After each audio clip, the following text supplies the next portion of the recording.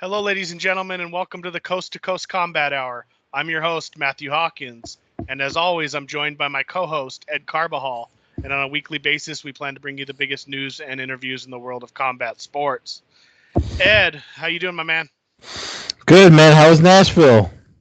It was nice, man. Wild town. Obviously, lots of stuff going on since then.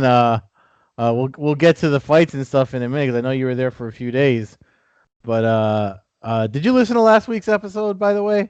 I did. I caught a lot of it. I didn't catch the last couple minutes. I was doing it while I was driving into town. Actually, I want to say in town, but pretty much in the middle of nowhere to visit one of my buddies who's about an hour and a half outside of Nashville. Oh, okay. Because we broke your balls a little bit since you weren't around. I heard that. I heard it, and no, it was interesting. I still don't know completely what cryptocurrency completely is, but definitely piqued my interest to get a little bit more informed on it. As far as what the backing and how it's created is a whole nother dimension of stuff. But yeah, well, we'll have to have him back when you're available. Yeah, so. No, we'll definitely have to do that, and they were definitely enthusiastic and happy to be on a Sherdog reporter's well, with a Sherdog reporter. So yeah, it was really cool. It was a nice little change of pace to the fights and fight talk. So I mean, obviously we got to get to current events and news. A lot of stuff happened while you were making your way to Nashville, and then obviously the news today. So I guess we'll start with the biggest news of Conor doing his second retirement announcement. I don't know, man. What do you say? I'm calling shenanigans on that. Yeah, I don't believe it for a second. It is kind of strange that it's the same day that they come out with news from Ireland, where their Ireland police department's investigating a little bit deeper into a possible sexual assault involving him. So I don't know if they're connected at all, or if it was maybe just Conor trying to steal the news wave by announcing his retirement to kind of put that aside. I don't know. I don't know if his PR people are that slick or what, but yeah, I don't believe it for a second. There's too much money. He might disappear for a couple years, but I don't think we're done seeing him compete at some point. Yeah, no, I mean, obviously we're on the same page, but so my predictions are obviously, I mean, so are you on the same page as far as thinking it's just a negotiation ploy as far as like, put me on a main event or something, or give me my stake that I've been asking for in the company, or I walk, because that's an old school, that's an old school like business tactic. Either give me what I want or I walk. Yeah, I mean, I don't know. That could be the case. I don't know if he knows inside information that we're not aware of as far as what like Lesnar's situation is right now. Because obviously the UFC wants a huge fight for their fight week card in Vegas, and ideally they'd have McGregor on that. So I don't know. Maybe he knows something that we're not quite privy to about Lesnar's availability, or God only knows what the drug testing situation is. I haven't seen his listed tests in a while. Yeah. The only issue with McGregor retiring is if he puts in the official paperwork, they'll pull him from the drug testing pool, and then it'll require a 6-month or a 4-month. I'm not sure exactly. It's been cheated around a few times, but I know it's at least a 4-month waiting period while you re-enter the pool and go through the drug testing. So, I don't know. With Khabib talking about not fighting till the end of the year anyway, until November, December. Perhaps he's just kind of trying to negotiate. But I don't know. I don't know what his plan is. I don't know who he thinks he can fight. I don't know. I really don't take him seriously as a heavy contender anymore. And maybe that's a mistake on my part, but I just don't. I don't think any world he beats Khabib. I think he's pretty much more in it to fight guys like Nate Diaz and just cash a giant paycheck. And I don't blame him for that. I wouldn't want to fight Khabib either, but I don't know. Maybe he doesn't see guys like Cowboy and Masvidal and some of these other guys as big ticket guys for him to fight, and he'd rather just sit it out, make the UFC stress it out a little bit, and then come to him with a huge offer to get back into the pool maybe towards the end of the year. Just a guess. Yeah, I mean it's all speculation. From obviously only he, the UFC, and the other players are the only ones that know what's going on. But so my predictions. I mean, I like to put my stuff out there because sometimes it happens more times than not, it's shit that I think is gonna happen happens, and then and you know, Uh-huh. so I'm calling either. I mean, you obviously feel July is an important week too. That first week in July, the International Fight Week. So I'm thinking if he doesn't pop in and do a fight, any type of super fight or super level fight, or just have him booked on the main card for that week, because usually they do a few, or they used to do a few, or maybe two, or whatever they do now. But if he doesn't come for July, I see him disappearing, and then when we come close to November, because that's the UFC said they were going to do 4 events in the first 4 years when the ban was lifted from the sport. So come November to the Garden, I could see him and Khabib headlining that. Um, and this is obviously because I'm not even paying attention to this stuff until things are more verified about the legal situation back in his homeland. That's just me thinking it's just I honestly think that news is coincidence. I know the New York Times reported on it, and usually they don't write anything unless they have some serious info that green lights an article. But yeah, I think either July or November here in New York City, he'll come back. And if he doesn't, then he's really done. Yeah, well, I just think, like I said, it matters what kind of paperwork he fills out. If it's just talk, or if he actually fills out the paperwork and clears himself from the drug testing pool, that could cause some issues. But who knows? Yeah, I mean, because he did do it before. Obviously, we all know the thanks for the cheese tweet. It was around. I feel like it was around this time of year too. And then the next thing you know, he had what was that for Diaz too, right? yeah, and then that was around 200, right? Where he didn't end up fighting at 200, and then Yeah, fought a couple months later, yeah, or a month later, I think in an August. It was an August bout, if I remember right. But yeah, yeah, I don't know. Yeah, I don't know where he's at right now. I don't know where his head's at. It's hard to get a read on the guy. It's hard to know what to take serious and what to take not serious. It seems so. Obviously, I don't wish any ill will, and I don't want to see him in prison unless he committed some terrible act. But hmm I don't know. I don't know where the UFC is at right now. We've been talking about this since we started the podcast. It's kind of just a hodgepodge of fights yeah, and weird announcements and stuff like that. And fights that don't really make sense on paper, but who's the number one yeah, contender, and just kind of all over the place. And one of those fights kind of took me into Nashville this weekend, where we kind of went into it. A lot of people went into it. I thought it was a pretty cool fight, but a lot of people thought that the Anthony Pettis Stephen Thompson fight was going to be a squash match basically for Thompson, and a fight that didn't make a lot of sense for him as a top contender to take.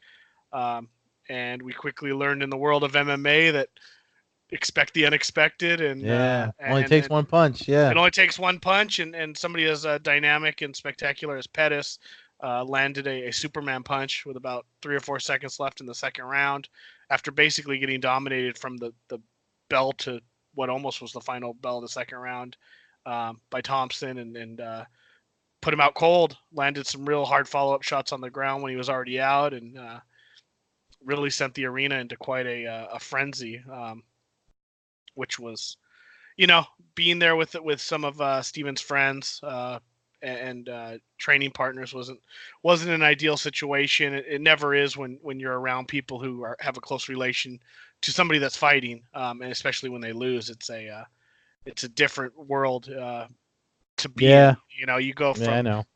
and anybody who's been around the sport and trained with people knows that that's a reality of it. I saw my old instructor Mark Hall lose when I was in his corner, uh, and all of us have had friends fight, from Virgil Zwicker to Fernando. I mean, people we're close to. At least I'm close to on the East West Coast here, and I'm sure you have the same situation. But when you see somebody get knocked out that brutally, you just Oh kind yeah, of that's a different level, and you're really happy to see him wake up and smiling, and he quickly got out some videos from the hospital and the back of the arena where he was in good spirits and letting everybody know that he was okay. And I think that really helped the situation, with considering he had, I mean, I'd say at minimum he had 100 people in the arena that had traveled up from South Carolina for the fight. So how was uh, the arena, by the way? I mean, from what I could tell from my point of view watching on TV, obviously it looked like it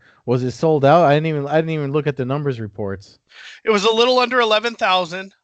So it wasn't sold out. They didn't sell the upper deck. So, but the entire lower bowl and like a mid level was basically sold out.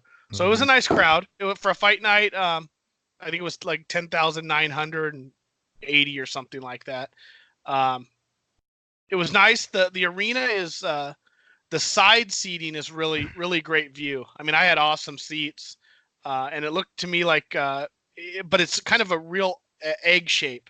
So if they were to have opened up the upper level, if you were to sit like in what would I consider the end zones or the far ends of the arena, you would have been miles away. So the way they set it up was really good. Didn't seem like there was really a bad seat in the house for what was available to the fans, and it was a fun night of fights. There was some ups and downs. Highlights on the prelims: Randa Marcos put on a clinic on Angela Hill, armbarring her in the first round, took her down with a great judo trip and really controlled her and worked the armbar for a good minute at least and finished her off. I know Marcos is good on the ground. I didn't necessarily expect her to finish Hill, but it was a huge win for her. Jennifer Maia got a much needed win over Alexis Davis in a real close fight. She won 3 rounds to 2. Mainly striking. Davis in the second round took her down and controlled her to even it up. But in the third round, Maia came back and landed some good punches and kicks to get the win there. What turned, I told the people with me the sleeper fight of the night and what I thought might be the fight of the night. Bryce Mitchell and Bobby Moffitt turned out to be just that, a real back and forth brawl between two guys. Submission attempts, just a really great MMA fight. I'd recommend if any fans were to go back and pick a fight on the card to watch, that would be the one. That was the one that showcased, why this sport is great, really. Yeah. And then I know you mentioned that you caught the Macy Barber JJ Aldrich fight.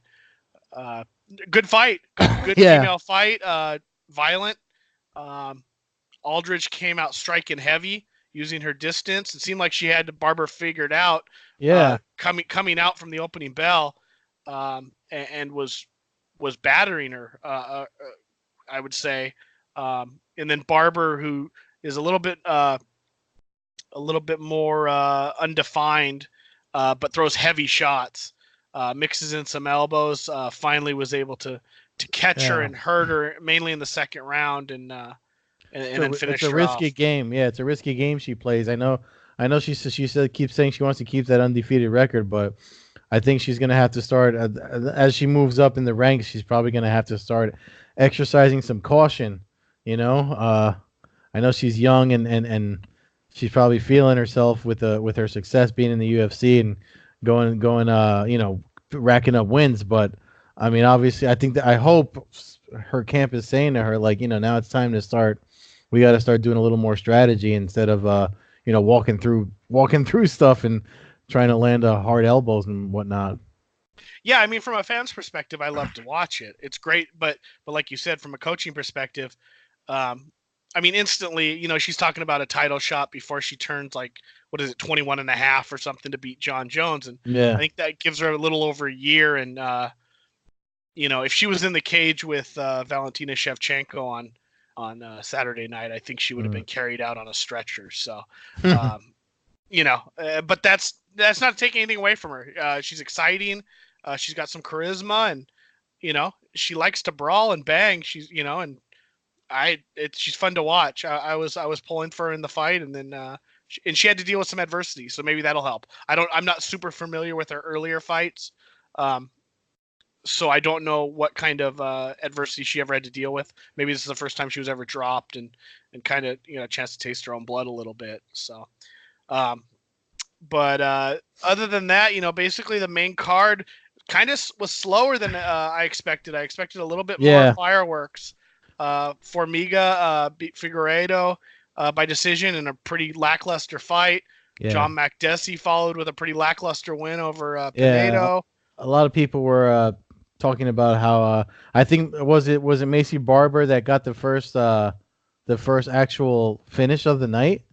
No, there was the first finish of the night was Randa Marcos. Okay, that's right. So That's she got a right. finish, and then Marlon Vera got a knockout finish of Frankie Saenz, which was kind of in my book, a little bit of a questionable stoppage. It looked in real life like he was really damaged, and then the replay showed perhaps it wasn't as bad. And I even thought there might have been some shots to the back of the head. So yeah, it was actually the third finish, but it was that came after the Bryce Mitchell fight, which, like I said, was a great win for him and a huge fight. But then, like I said, the main card was it came out slow. Luis Pena, Violent Bob Ross actually kicked off, or Macy Barber was the first main card bout. I forget the sixth part, and then Luis Pena came in and had a good fight with Steven Peterson. Peterson was just outmatched, but it wasn't a boring fight. It did go to decision. But then there was a run where the arena was got a little bit antsy, I should say, with the Formiga fight, the Makdessi fight, and then Curtis Blades and Justin Willis was. I'm always a little worried when you get some big heavyweights that are kind of, especially when one's a really good wrestler. Yeah. And Blades coming off of a quick knockout loss to Francis Ngannou kind of had me worried where this fight would end, and it basically did. I mean, Blades dominated from start to finish, but it wasn't what I like to watch. To me, it was a wrestling match that he dominated. Didn't land anything huge. I know he dropped him, I think, to start the second round. Might have been the third round, but nothing too spectacular. Not a fight I'd ever watch again. And then that brought us to the main event. Crowd was pro Wonder Boy, but there was a solid amount of people there for Pettis. I mean, Pettis is a legend of the sport. Always is going to be, and has a following. And yeah, I mean, watching that fight, I mean, I know I texted you right after the event. I mean, as soon as the first round started, even though Wonder Boy had that round, I was kind of just like, I was really concerned, and that's how he normally fights. I know he normally does carry his hands low, and he stands in that karate stance, and he's lengthy enough to keep folks at range and work his striking game, which he did in that round. But one of the things that I just in the back of my mind, I was like, all right, but this is all, you're fighting another guy from karate too, so maybe keep your hands a little higher. And then obviously we saw he got that jump off the cage and landed that right hand. I mean, even it was a hard knockout to watch, because obviously if you saw that, you said you saw that video he put on Instagram or whichever social media thing he put it on, but he even said he didn't remember what happened till he got to the back and Chris Weidman was talking to him. So I don't know. Well, I mean, if you take the emotion out, take out that we had him as a guest here. Oh yeah, no, we were cheering for him, and even me being in the crowd and being around his supporters and stuff, and cheering for him, openly cheering for him. But as an MMA fan, it was a spectacular knockout. Oh yeah. I mean, it might have been the knockout of the year. So it was kind of mixed emotions for me being in the arena, because I'm going, well, the guy I wanted to win just got knocked out brutally. I'm around some of his friends, but as an MMA fan, I'm sitting there going, holy hell. I just watched a Superman punch in a huge, in a comeback win from a guy who was bleeding out of the nose, might have had a broken nose. Look, from the arena, I mean, he was dripping blood. It was I mean, he was a bloody mess, and he lands a huge punch. Looked to me like Thompson kind of got him up against the cage, and then kind of got you would know better than I as a karate practitioner, but seemed like he had all his weight on his back foot. And when Pettis threw the Superman punch, it was like he had nowhere to go. He tried to move his head back, but he couldn't move his body back at all. There was it seems like his weight was a little displaced, and he got a caged animal up against the cage a little too close, and couldn't backtrack and bounce back like he does. And when you're that close to someone that's throwing straight at you, I mean, I know it was a looping right hand or whatever, but he was obviously moving in for his own attack, and from that range, I mean, really, I mean, moving backwards is the bad move.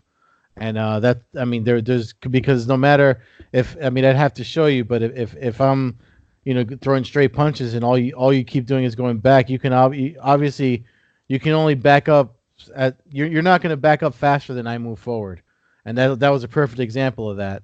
So I mean, and he knows that too, but obviously it caught him by surprise. That's like you said, that's what's great about the fight game.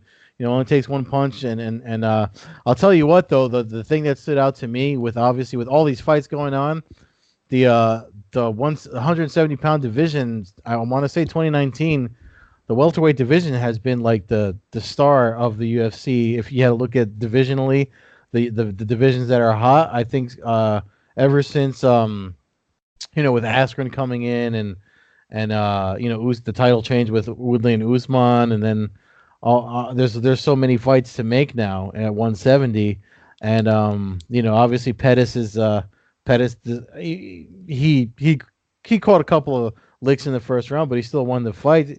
I mean, it's interesting to see where we go from here.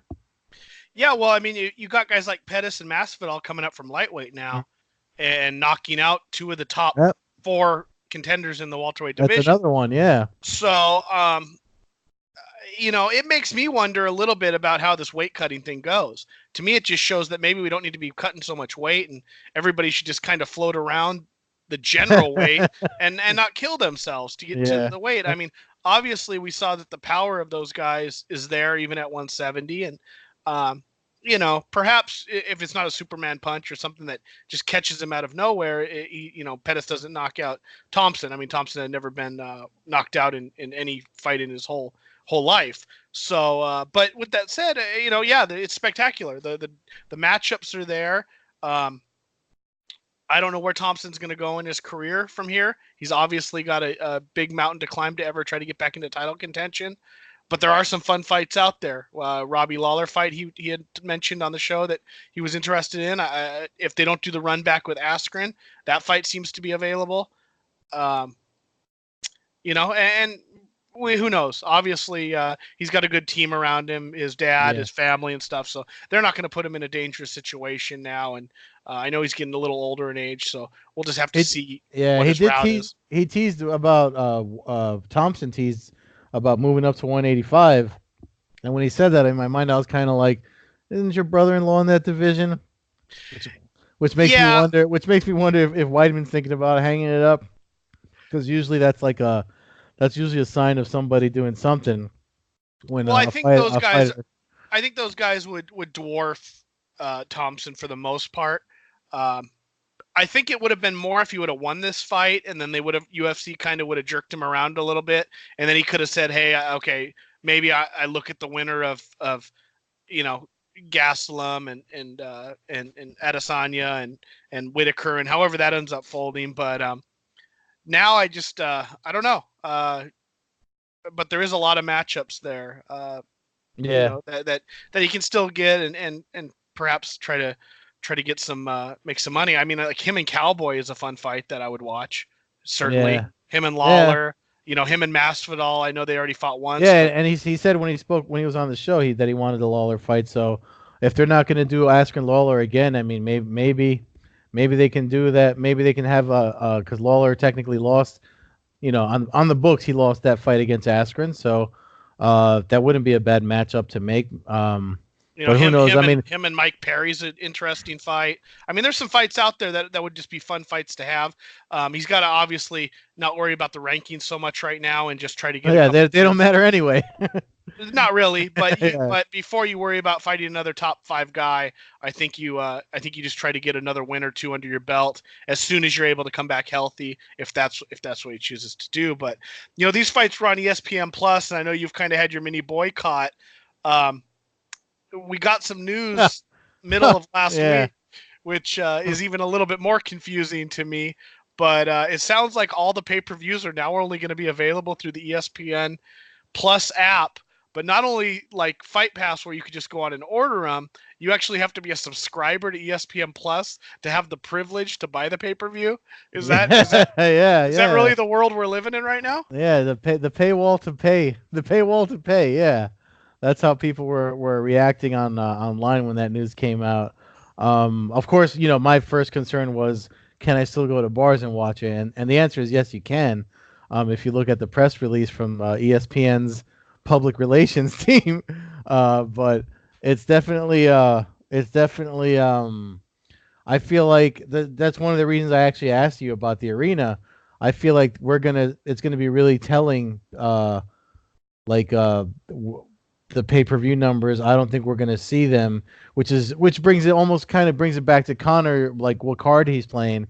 Because if ESPN, obviously, if ESPN has all the distribution rights and they're looking to make money off of pay-per-views, and you're not going to keep your top earner around, how much more money are you going to try to whip up to are they going to do like DAZN did with what's his face Canelo and throw all kinds of money at him and then jack up your prices too? Because obviously they jacked up their prices the same week or not long after that news came out. I mean, and they've been, they've been acquiring all the high profile boxers, Matchroom Boxing and the Golden Boy guys. So it's like, the money's got to come from somewhere, and it's going to come from us.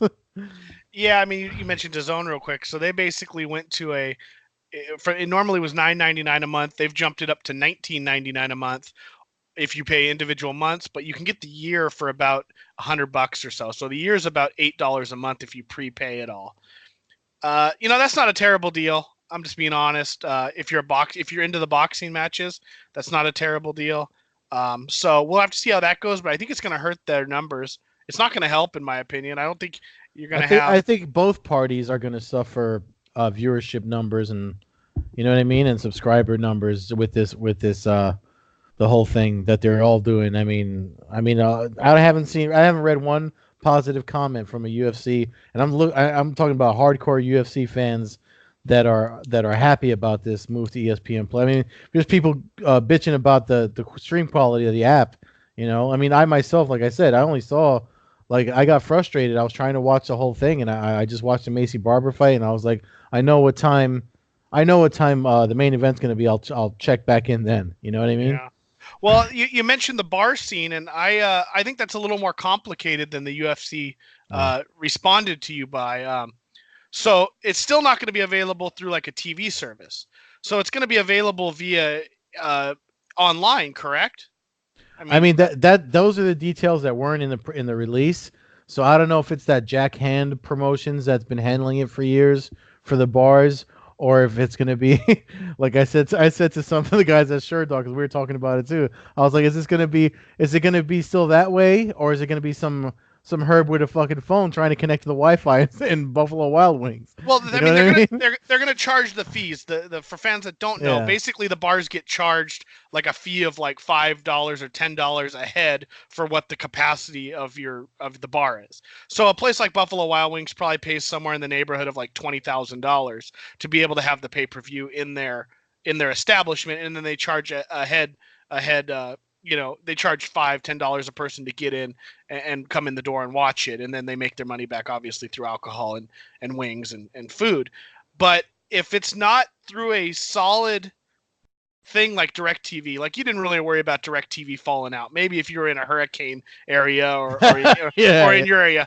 But if you're in an older establishment, some pizza joint in your part of town in New Jersey that's in a building that's 180 years old, and they're going to start charging people to come in and watch a UFC event that they've already paid $8,000 ahead of time to show. They better make damn sure that internet stream doesn't go out. Yeah. Or you're going to have a bunch of you wild East Coasters probably burning down some joints. Yeah. as the stuff goes. I'll tell you what. Yeah, I tell you what. I'll be the first one to put it out there on Twitter. If wherever I go watch, because it's starting with UFC 236, wherever I go watch that, if it's because I'll either go to Brooklyn to watch it, or I'll watch it someplace around here, and it's definitely going to be interesting. I don't even know if the UFC bars, like how early. There's not a lot of bars already approved for it. So I often wonder, because I actually messaged one of the bars around here when the DirecTV thing was happening, and I messaged the manager, and he didn't even know about the possibility of not being able to air it. So I should message him tomorrow and be like, do you know that this is how you order pay-per-views now? Because he was pretty open about it. It was a Hooters manager here in New Jersey, and he was just kind of like, when I told him about the DirecTV thing, because if you remember, it was the beginning of that day, and then that night where they flipped from not being on for 235, not being on DirecTV, then it was not 235, whatever the Australia card was. So that one was, to me, I was just like, wow, if this guy didn't even know obviously if you're running an establishment, you should be abreast of that information. But either way, this guy wasn't. So I wonder if he'll spill the beans on that. Yeah, I don't know. I don't know how it's going to work. The only positive I saw, and maybe I misunderstood it, is it showed that ESPN was controlling the price points now. So perhaps that would mean if we get a pay-per-view that's not necessarily top caliber, that they drop the price and go, okay, this is a $29.95 pay-per-view, and then when you get a stacked card, you pay the legitimate $60. So I don't know.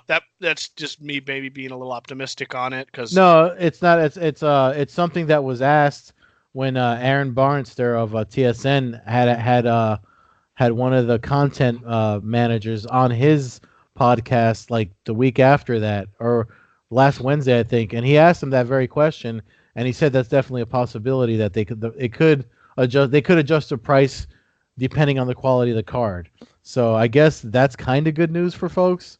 But I mean, it's all brand new. We have to, like everything, we have to see it set in motion. I always like to compare stuff to the PFL. When the first event happened, people thought it was going to be garbage and have one season, one and done. And now here, people, not only are they on ESPN as well, but people are excited for a second season. So we got to see how it works out. I right off the bat though, as you know, I don't like it.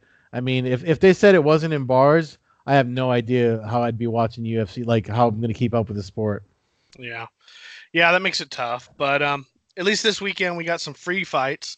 And a pretty busy and actually a really exciting weekend of action. Yeah. Friday kicks off Friday night on the Paramount Network with Bellator 219. Event is headlined by our guest and friend of the show, Syed Awad, fighting Brandon Gertz. Daniel Strauss returns after a couple years away from the sport after a terrible motorcycle accident that left him practically paralyzed. And then Andres Korshkov, who was originally scheduled to fight Lorenz Larkin in the main event, returns. They kept him on the card, which is really cool for the local fans here in Temecula who are attending the event. Get a chance to see a world-class welterweight fighting Mike Jasper. And then the opening bout of that main card is Joe Schilling, the Glory kickboxer, in a local grudge match with Keith Berry after a couple years going back and forth on social media. A couple Southern California boys who like to brawl, bringing it. So I think we're in for an exciting fight. How do you how are you seeing these fights? Obviously, we look at the card and I'd say Korshkov is a huge favorite. I haven't seen the odds, but I got to imagine I see him winning by knockout. I mean, I see him winning only because that obviously Mike Jasper wasn't his original opponent. He was supposed to fight Lorenz Larkin. And then whatever happened. That had the Saad hinted at it when he was on the show a couple of weeks ago, talking to us about it. So I mean, I got Koreshkov on that winning his fight. The thing with you mentioned that grudge match with Schilling and Barry. Do you know what it stems from? Like, how much background do you have on that? I don't know the whole story. I've caught some of the stuff. I know Keith Berry's been asking for a fight with him for a while, and I don't know how much Joe Schilling has. Joe Schilling's been in the spotlight more. Keith Berry's a local guy. He's got 30 career bouts. Been around as long as I can really remember. But he's always been kind of either a prelim guy or fighting like in the King of the Cage promotions or Gladiator Challenge kind of thing, or just the local random, fly by night of organization that shows up here in Southern California. So he's dangerous. I mean, they both are, like I said, are strikers. It's hard to go against Schilling in a matchup like that. I know he's been known to take him on the chin though a few times and go down hard, but that seemed like that was more what Kato had his number. Bring up his name. I don't know what happened to him, but yeah, that's a good point. But yeah, I mean, I'll go with Schilling in that fight just because he's a little bit more active currently, and he's got much more to losing this bout. Yeah. So. I don't know, man. I mean, that's hard for me because I know I've seen him win more kickboxing matches than MMA fights and as far as Schilling goes. So I always feel like it's 50-50 with him when he's in the Bellator cage. But, he's definitely the more known fighter. I just like I know we were talking about it earlier. I mean, for in MMA, his hands are a little too low for me when he fights, so I'm always worried about him catching one. And obviously, if this guy's got some experience. I mean, you know more about him than I do, but I'm pretty sure it'll probably be one of those great openers for the main card that it doesn't see all three rounds, and some spectacular finish will happen. So. Yeah, I mean Barry hasn't won a fight since 2013, so it's been a few years. But he's fought he fought Jeremy Kimball, who you might be familiar with from Bellator, and Mhm. then he had a draw with Kevin Casey at Bellator 170. So I know you know Kevin Casey from the Jiu-Jitsu world and a former UFC fighter. So he's fought some guys, and it's been a bit of a tough run the last handful of years. But he's got a loss to Amagov in Strike Force. Fought Trevor Smith in Strike Force. John Volante's got a loss to him.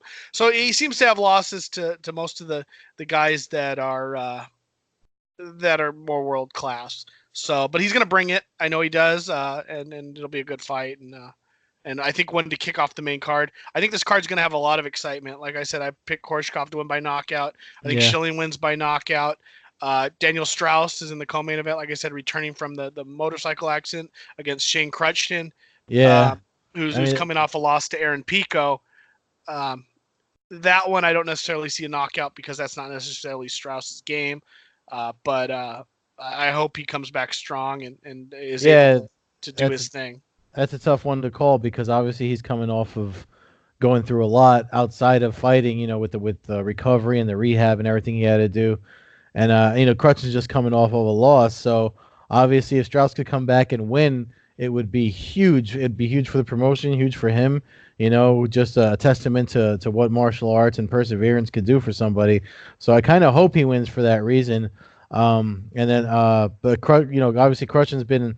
I know he lost to Pico, but obviously he hasn't gone through what Strauss has gone through. So I mean the inactivity and the rehab and everything might it's Strauss's first fight back, so if he comes and he loses, it's probably just ring rust or whatever. So I'll probably just I'm not gonna try to make any picks. I'm just gonna watch that one. I hope Strauss wins, obviously because of what I'm sympathetic to what he's been through. But yeah, I mean that's a good co-main event.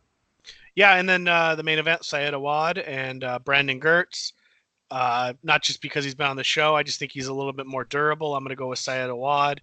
Yeah, I, it's hard to pick a knockout because both of these guys, but I mean, that's the way they both fight. But I'll take Awad by third round finish. I think there's going to be some back and forth. I think both guys are going to walk out of this fight with some stitches. But yeah. I think Awad's a little bit on a little bit higher level right now than Gertz. Yeah. Gertz is more of a kind of the barroom brawler of the division. Yeah, and I hinted at it when we had him on the show. I mean, yeah, you got to remember too. Gertz had a shoulder separation when he in his last fight when he lost to Chandler. So I mean, who knows how well he is, and if he's going to be throwing, the way that you're used to seeing him throw. So that's one of the reasons that I think Awad probably has his number. Plus, it's not somebody. He also told us that he was preparing to fight him before, back when Chandler was supposed to fight Brent Primus, and that's how that whole shuffle happened. So I don't think. And Awad obviously he's smarter. He's smarter after every fight. He's looking to get out off that loss against Henderson, which was a decision loss. So he didn't take too much damage in that fight either. So pretty sure Awad, if they do go blow to blow, I feel like maybe Awad probably has the edge in that fight. So I got him winning that fight too. Yeah, I think it's going to be an all-action fight, but then that brings us to the UFC, where they might be able to beat that with the main event that they put on. Yeah, there's yeah. going to be some brain cells lost this weekend. Yeah, that's definitely we definitely won't be bored in that main event. I mean, it's already like probably the most anticipated, and it's on ESPN Red where nobody has to sign up for anything. Correct, on the main ESPN channel, I should say, this weekend. That's the event we're talking about from Philadelphia. Edson Barboza versus Justin Gaethje. Absolute violence. But before we get to that one, there is a really good female fight. Michelle Waterson faces off with Carolina Kowalkiewicz. Yeah. That's a that's a really good female strawweight bout. It will be very interesting to see how Kowalkiewicz bounces back following her devastating knockout loss to Jessica Andrade. Yeah. And Waterson is always one of the toughest outs in the game. So that's and it's interesting. You're mentioning obviously her last fight she was knocked out. One of the things that stood out to me, and I don't know if it changed because the last time I looked, I think was Sunday, but they have Michelle Waterson as the underdog in this fight. And to me, that just struck me as odd. Don't you think that's weird? Considering she's coming off 2 wins in a row, yeah, a little bit. I think the general public might think she's kind of on the backside of her career, where Carolina, although she got blasted, might be kind of the possible next generation of that weight class. Yeah, that's just what I'm guessing. I think Carolina's going to be a little gun shy. I mean, not only did she get knocked out, she might have got knocked out worse than any female has ever been knocked out in the history of the sport. I mean, it was a devastating, brutal knockout. Yeah. So I don't know. I'm always a little biased towards Waterson. I've been a fan of hers for a long time, but I'm going to pick Waterson by decision. I think she's going to be a little more active, perhaps on the feet, and I feel like she's got a huge advantage if the fight goes down to the ground. Yeah. I mean, she's probably got the submission advantage. I think Carolina's probably got a little bit of. She's probably got her on range, which might be something that got factored into whoever makes the odds, however they make them. But I don't know. I feel like being a former champion from Invicta, I just feel like she's a little. She might be the smarter fighter in this fight, and she's obviously, like you said too. She's riding a win streak versus Carolina losing badly in her last fight. So there definitely could be, if she can get on the inside and pressure Carolina, I think it's Waterson's fight to win. That brings us to the co-main event of that night. David Branch is coming off a tough loss at UFC 230 against Jared Cannonier. Yeah. Fighting Jack Hermanson, who check. I can't recall his last fight off the top of my head. He's on a 2-fight winning streak coming into this fight. So Branch has kind of been a tough one to read. He dominated World Series of Fighting, and he's just been kind of up and down in the UFC before World Series of Fighting and after. I know he's a local fighter to you up there. How do you see that one going? Depend. I mean, like you said, it's like it depends. I mean, he's obviously taking enough time off. I mean, Branch is always he's definitely about trying to get back to where he was before he took that loss. I mean, he wanted to be active. He wanted certain fights that he didn't get. So I mean, it's definitely a struggle. But he's one of these guys that's like he doesn't throw a pity party or anything like that. He looks to kind of remind folks the type of fighter he is. Remind folks that he was a 2-division champion over at World Series of Fighting. So I'm thinking. I mean, I think he can pull off if he goes to the well, which is his jiu-jitsu. I think he can pull off a submission win against Hermanson. Yeah. I'm gonna probably leave this. I don't know. To me, it's a toss-up fight, like you said. If Branch, let me put it this way: if Branch is on his game, I think he wins the fight. Yeah. If he comes out like he did at UFC 230, I think he might get handed to him by Hermanson. So yeah, I feel like that. I mean, you got to remember that 230 fight. I mean, that whole card was a mess to begin with. So it's like it's a valid point. He was expecting to fight Jacare, and then he finds himself fighting a bigger a little bit more muscular striker type of Yeah. guy. So, and then that brings us to the death match in the main event. I mean, Yeah. this is some Mortal Kombat shit here. Yeah. Yeah. 20-6 Edson Barbosa, 19-2 Justin Gaethje. I am a huge Justin Gaethje fan, Yeah. but I'm gonna pick Barbosa. I Oh wow. I think he's just gonna be too technical. I think Gaethje it gets into those firefights, and I feel like That's he's a just good gonna. point. I think he's just gonna eat something, and Yeah. as we've seen when he's fighting the guys like Eddie Alvarez and Dustin Poirier, you get guys that are just as technical or just as good as you and carry a big stick basically that Yeah. they're swinging. I don't know. This could be the battle of leg kicks. We could see some guys. I don't Yeah. know. They might end up laying on the ground punching each other side by side by the end of this Yeah. fight. But I'm just super excited for it. I'll be pulling for Justin Gaethje. Somebody's leg's gonna get broke. Yeah, I mean, I'll be pulling for Justin. I'm definitely a fan of his, but I just feel like, from what I've seen from him lately, I feel like Barboza's going to catch him and hurt him, whether it's a body shot or even a head kick. Gaethje takes shots, and I don't think he'll be able to take it from Barboza like he was able to take while climbing the ladder to get to the UFC by some of that opposition. Yeah, I mean, and that's the thing about. I mean, and what I talked about the odds. I looked at the odds for this fight too.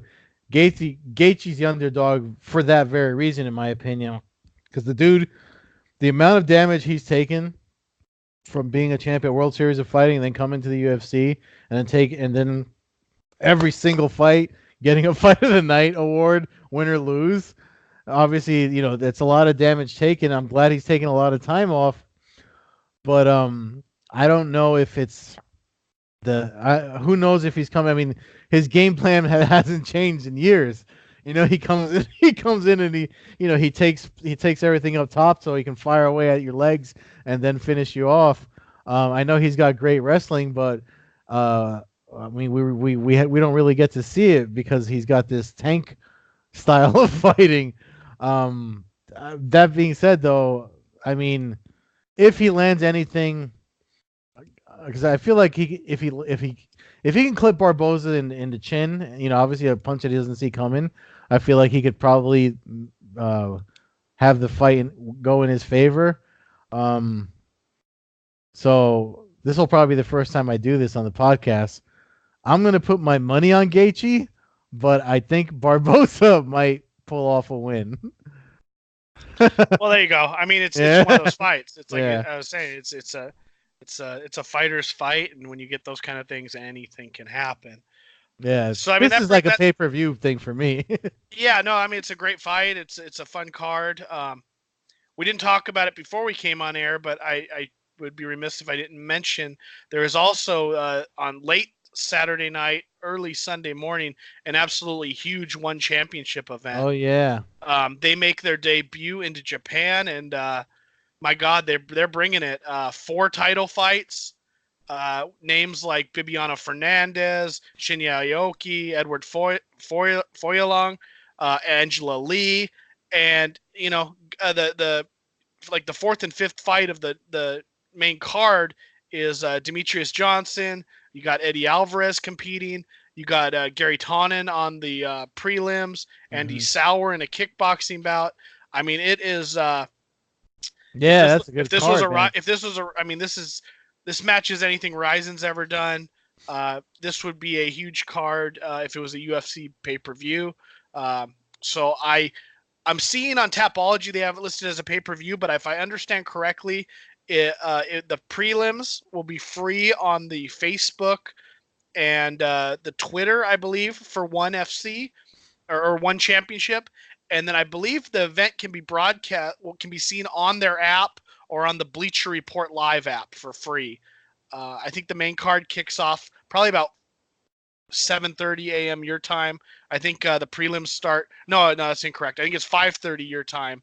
I know the prelims on my coast here start about 11:30 p.m. on Saturday. So obviously, I recommend any fans that like to pull the all-nighter that would be the night to do it if you're gonna try to do it. So I have a feeling I'm gonna be sleeping a lot during the day on Sunday, but I'll be attending Bellator on Friday, catching up, watching UFC all day, and then hopefully that leads me into a late night of some tremendous knees to the head in the cage for one championship. With that said, that's about all we got. It's been a busy week. I'm still trying to recover from Nashville, and look forward to getting a real night's sleep here soon. Yeah. All right. Well, yeah, man. I mean, cool. Yeah. I guess that's it for us. I guess you do your close for the handles and shit. Yeah. The fans can always follow us at Combat Hour on Twitter. You can follow myself at MMA Hawk 21 on Twitter and Instagram. You can follow Ed at Carbazol on Twitter, at Carbeerzol on Instagram. Shirts are still available. Got a couple new styles now. Prices have dropped slightly, so if anybody is interested in any shirts, let me know. I'd be happy to get them printed and shipped out.